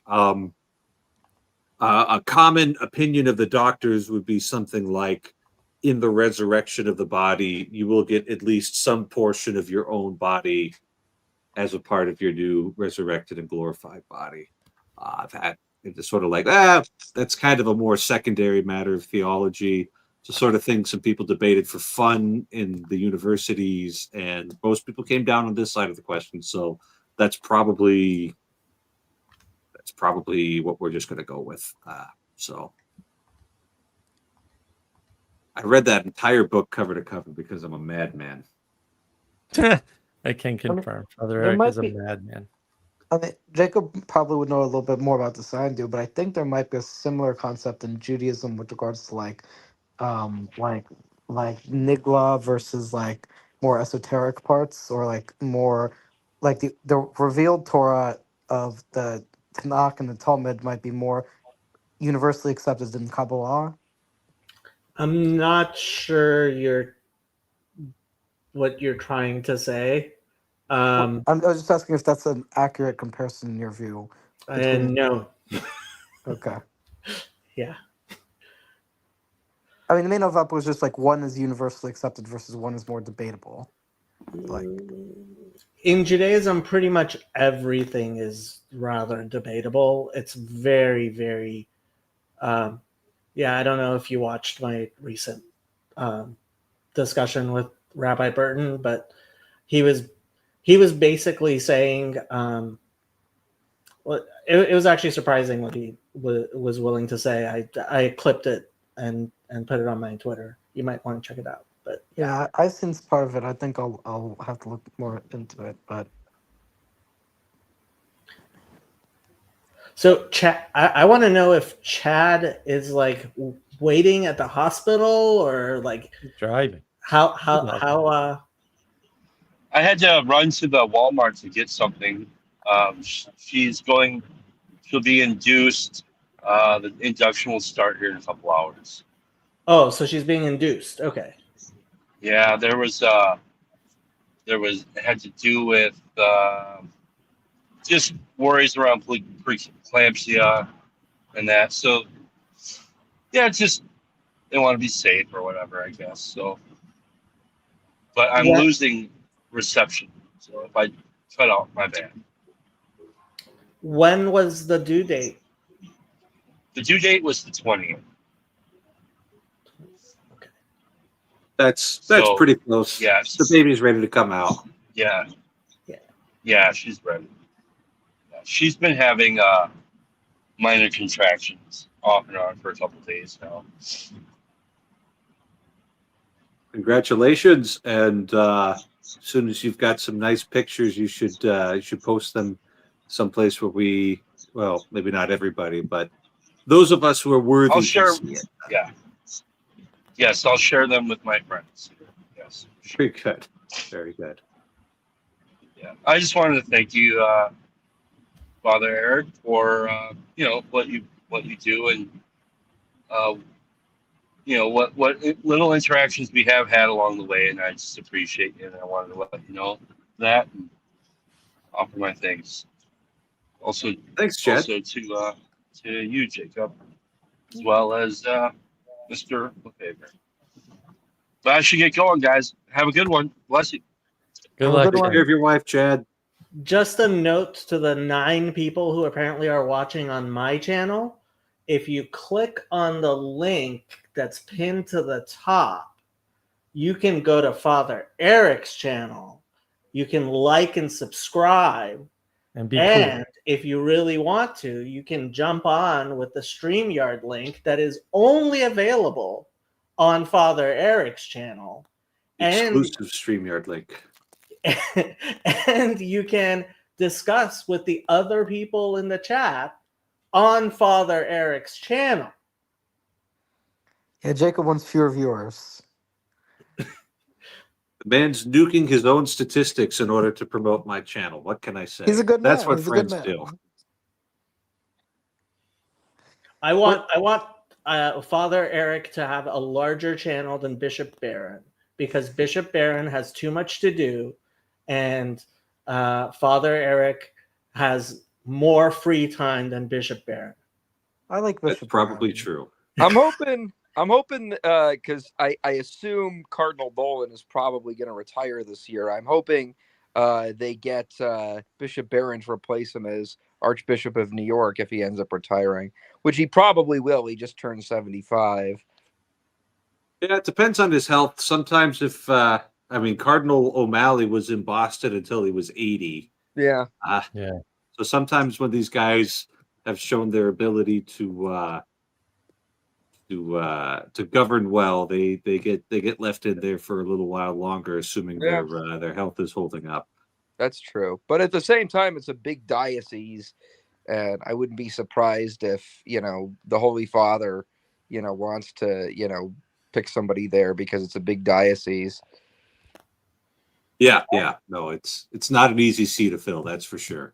And if we get a conclave, I mean, Bishop Barron has a much larger viewership than most of the other. What do they call them? Papabile. Papabile. Yeah. I'm not sure that's going to happen if he doesn't become a cardinal. I think what probably happens is it's probably either going to be Cardinal Tagle from the Philippines or it's going to be Cardinal Pizzaballa from Jerusalem. Oh, that would be awesome. I'd be okay with Pizzaballa. I'm a huge fan of Pizzaballa. Are you a big fan of Pizzaballa? Well, I listened to him speaking in Hebrew, and I liked what he had to say.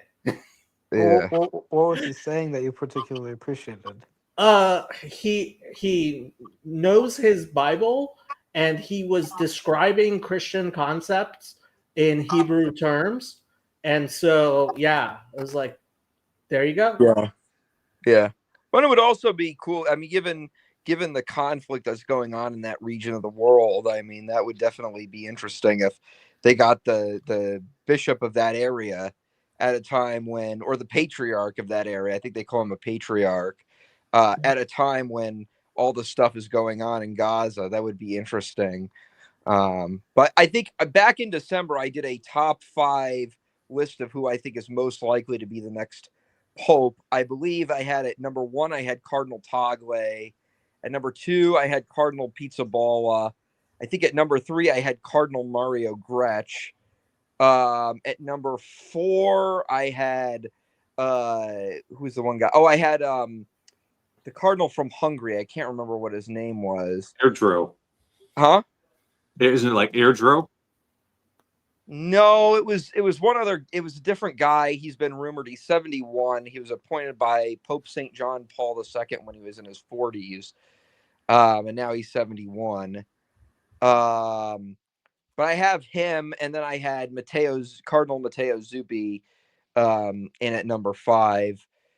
I think Zuppi would probably be more. He would be very similar to the style of Pope Francis. I think the Cardinal from Hungary would be a departure from Pope Francis. Like, I think he'd be more like a Benedict the 17th type. And I think everybody else would kind of be a compromise between. I think everybody else would kind of be like a compromise candidate. We'll see. We'll see. I think the thing that's most interesting about the College of Cardinals right now is how spread out it is. Yeah. Used to be that they were all Italians and they Right. would at least know each other via reputation, right? Right. And then even, there was kind of an interim period where maybe they weren't all Italians, but they all had some kind of Roman Curia connection where they would know each other. And now it's like, who knows anything about that guy in Mongolia? Right. Like, Right. Like it's a real bold move to make a cardinal in Mongolia because there's like 3,000 Catholics there. Right. And I had to look up the name, but Cardinal Onayakin, I guess he's a little too old now. He's 81 already. he could still be elected. He just doesn't have an active voice in the conclave. He can't vote. I feel like they're going to go with somebody a little bit younger. I don't think they're going to go super, super young, although they could go with Cardinal Pizzaballa, who's still in his 50s. But I feel like they're going to go with somebody a little bit younger because Pope Benedict XVI was very, very old when he was elected. And I think they only had him for like 7 years. And Pope Francis was pretty old when he was elected too. He was only 2 years younger than Pope Benedict XVI was when he was elected. So I feel like they've had two old popes. I feel like they're kind of like, let's get somebody a little bit younger. But at the same time, they may not do that because I know there's kind of, the conclave is very divided as to whether they want Francis II or Benedict XVI or even Pius XIII. I think it's the conclave is kind of evenly split between those kind of factions, like people who think people who want a Francis II, people who want a Benedict XVII, and people who want a Pius XIII. And I think given that it's so divided, you could get a scenario where you get like an 80-year-old because they might say, well, I'm not really a fan of this guy, but he'll be in for like 5 years and then we can get a new pope or something like that. The last time we tried that, we had an ecumenical council. Well, there's that. Father Eric's still the dark horse candidate. John the 23rd. He won't be in there very long. He won't be very consequential. Yeah. He called Vatican II, Right. Right. Yeah. So But I One also thing feel about like, yeah. one thing about Pizza Balla, I thought it was a very Christian, although a little foolish thing of him to do, which was to offer to himself as a hostage to Hamas in exchange for the children. Hmm. Like it was a nice gesture. I was a tiny bit afraid that they would actually take him up on it because I trust them absolutely zero, and so it was like I'm not. I don't know if I mean they probably would have offered. I don't know. Like they let a lot of the young kids go early anyway. So yeah. I think if that had happened, I don't think Hamas was ever going to be smart enough to do that. I think they were smart. I don't think they were dumb. They were ever dumb enough to do that, because if they did that, there are a lot of Catholics throughout the world that would have probably become even more angry with Hamas than they already are. And that's a faction of the world you don't want on your, against you. That's a faction of the world you don't want against you. And also, I think if that had happened, I think Pizza Balla would have instantly been made a saint, because once you become a martyr, it's very easy to be put into the canon of saints, and I think that would have hurt the Hamas cause even more. So I don't think that If was they ever, killed him, yeah, I don't think they would have killed him. yeah. he'd be a confessor then, not a saint Yeah, or a But martyr. even if they like tortured him, like images of that would be like would turn so many people against Hamas that weren't already against Hamas. They don't care about that though. Like you're rationalizing as though they have your virtues and values Right. and view of the world, and they don't. And this is But why if- people get confused with their moves. Right, but if there was an image that leaked of Pizza Balla being tortured by Hamas, I mean, there would have been at least a number of world leaders that I think would have come out against that, because they would have been like, "Oh, look at this image of this innocent, peaceful, I prelate." think that's why we haven't seen a whole lot of images of the hostages. Well, there's that. They do that internally because it's a win for them from their perspective. Because Yeah. if you strike at your enemy and they don't wipe you out, you win. It's a Well, very Middle Eastern way of thinking. I have to say, for Hamas, if they had a cardinal who they like in their religious thing, like this guy is just an idolater, like a leading idolater, like you have to put him to death, as opposed to the hostages, right? Which maybe yes, maybe no. I think it would have placed them in a very difficult position Yeah. to ever let him go Right. with the hardline Muslims, because the hardline Muslims who support them the most would be like, okay, this guy you just have to put to death. Right. Right. Well, and I just looked up Peter Erdo. That was the one guy from Hungary who's rumored to be the next pope. I have him at number 4. Father Eric, for sure. My They're all vote good is for me. I think I'm definitely- too young, and my Italian's not good. But Yeah, I think Grown up, Father. So it'll be fun. How many priests who haven't made bishop yet have been made pope so far? Do we know? I know there was a layman once, I think back in the Middle Ages, who was elected pope. Don't even need to be a priest. Yeah, there was a you haven't layman. even had first tonsure. Let me look up last non-cardinal pope. Because back in those days, there was a little bit of silliness. It's like you entered legally the clerical state with tonsure. And so there was a lot of people who just got a little bit of their hair clipped off, and then they could hold ecclesiastical offices. It was one of those little tricks that they did in those days. Celestine V was the one that came to my mind. That's when they had like that 2.5-year conclave, and like the people just couldn't get it together. And so Celestine V was like a hermit or a monk, and he came down from the mountains and just gave the Cardinals a butt chewing, telling them they needed to stop this nonsense and do that. And they're like, okay, you're the guy. And he Oh, tried his best, but he wasn't like equipped for the Italian, operations. And so after 8 months, she abdicated the papacy. And so he was the last one to abdicate before Benedict.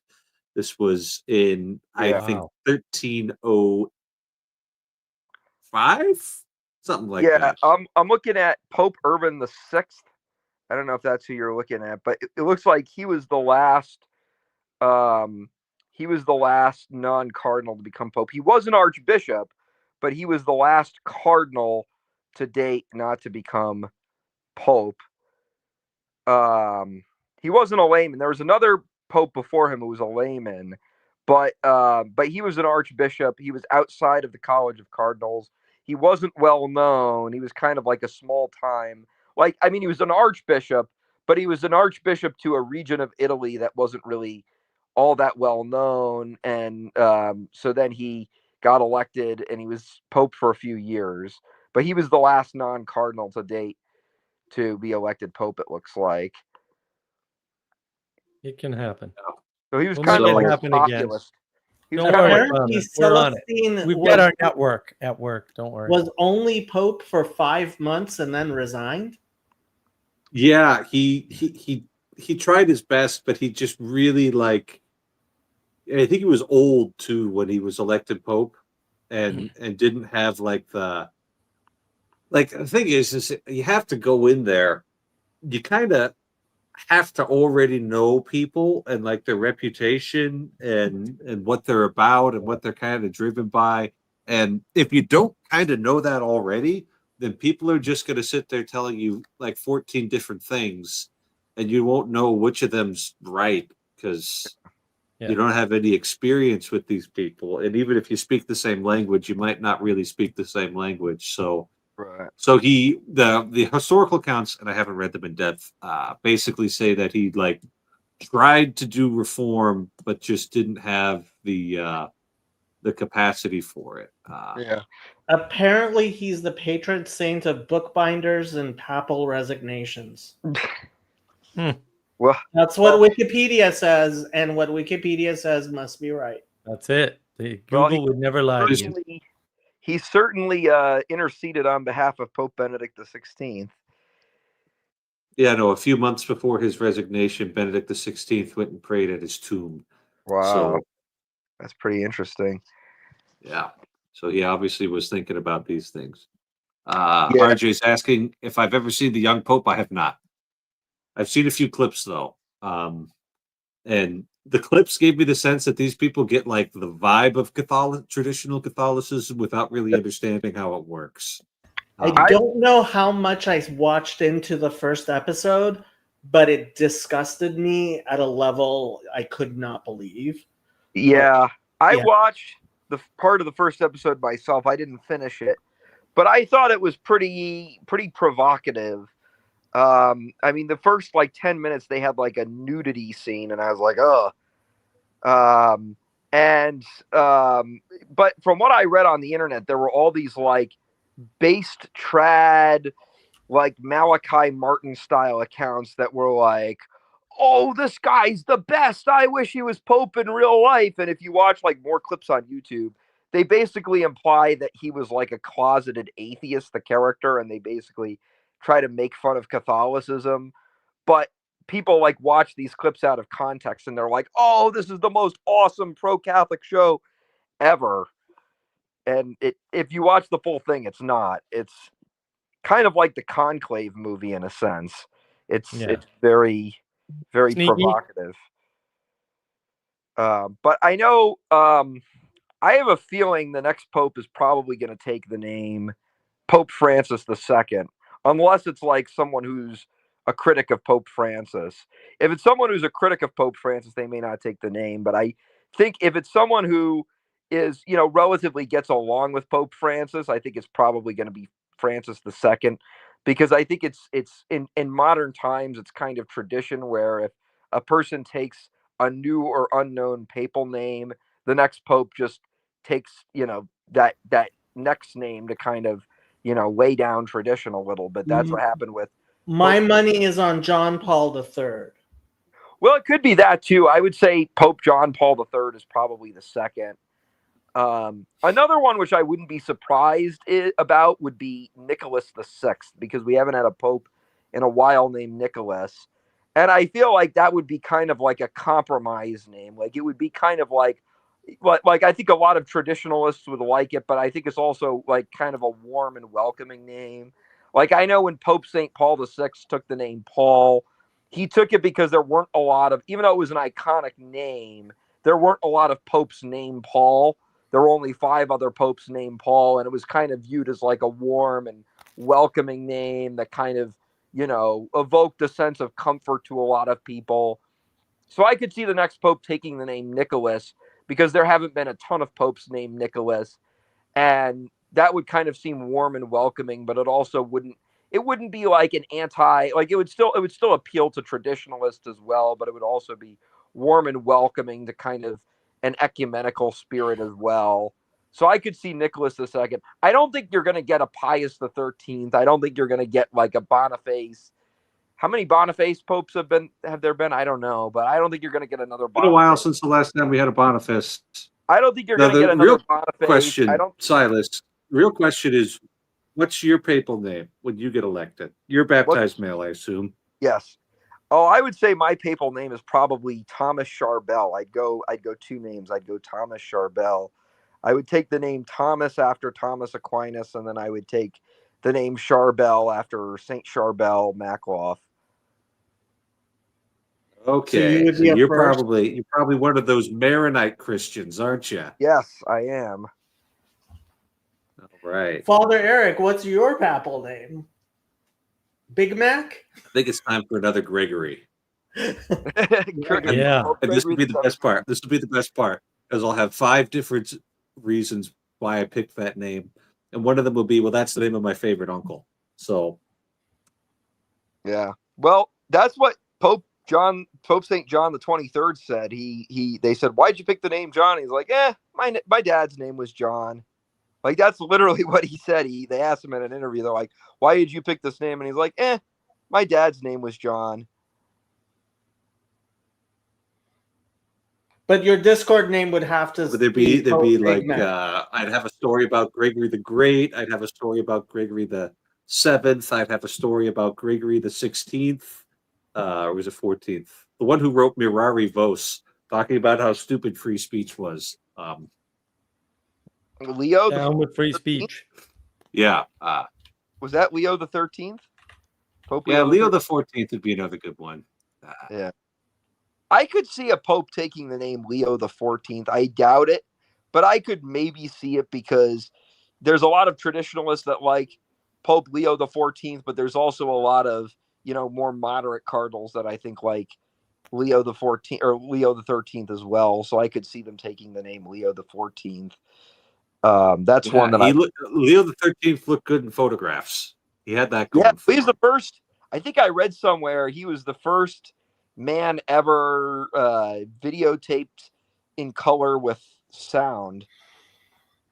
And that was when he was in his 90s. That was like right before he died. But they have like a video of him like walking over on a cane, and it's in color and you can hear the sound.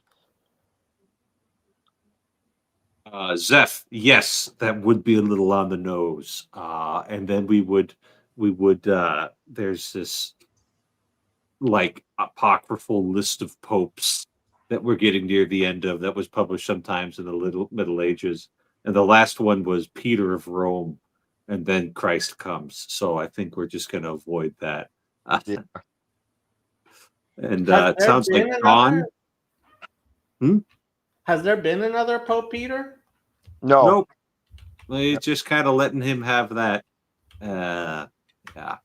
And there's a Catholic account on Instagram. Basically, they have all these accounts on Instagram where they have like Peter from Family Guy, but he explains all these topics. And there was a Catholic account that was trying to evangelize Catholicism, and he made an account with Peter Griffin, and he called it Pope Peter II. Apparently, the Coptics have had 6 Pope Peters. Of course. Cops are kind of wild. Yeah. Speaking of things that are kind of wild, have you noticed that it's gotten dark outside? Irrational creatures go to bed. Rational creatures would go to bed under such circumstances. So we've come to the end of our live stream, and thank you all for participating, both Okay. the old friends and new. And yeah, I'm going to go ahead and end the stream. So good night and God bless you all. And Jacob, are you going to stream this week? Okay.